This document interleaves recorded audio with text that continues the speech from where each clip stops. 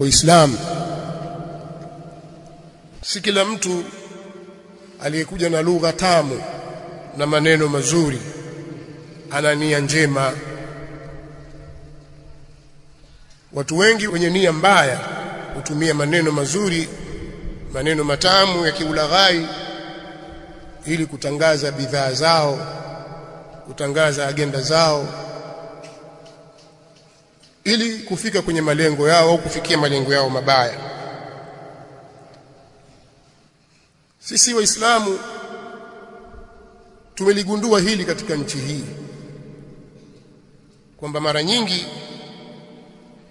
wanapoingia watawala Waislamu, basi Wakristo wanakuwa hawana raha na uongozi wa yule Muislamu. Historia hiyo iko hivyo. Wanafanya mambo mengi sana, na kusudia viongozi wao wanafanya mambo mengi sana ya kuhakikisha wanamtoa katika njia ili kupitisha malengo yao. Lakini wakizungumza wazi, Waislamu nyinyi mtushtuka. Kwa hiyo wanatumia njia nyingine ya mbali ili kuwalaghai. Sasa ni wajibu juu yetu sisi kutumia mimbari kama hizi kuwatanabahisha Waislamu wenzetu kwamba tusikubali kuingizwa katika mambo haya. Tusikubali kuingizwa kwenye mitego hii. Leo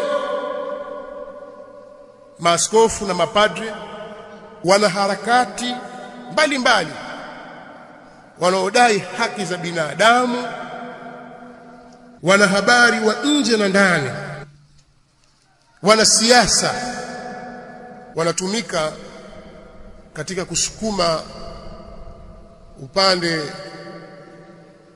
wa kuzitingisha serikali au watawala wale Waislamu. Wanashirikiana katika hilo, na sisi tunalijua hili.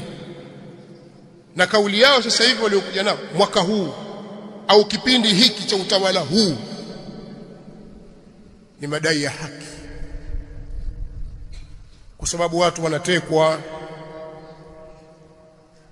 Nataka niwaulize maswali mimi, maaskofu, mapadre, wachungaji, wanasiasa na wanaharakati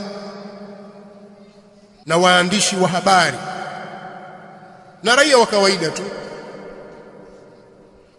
katika utawala wa awamu ya 5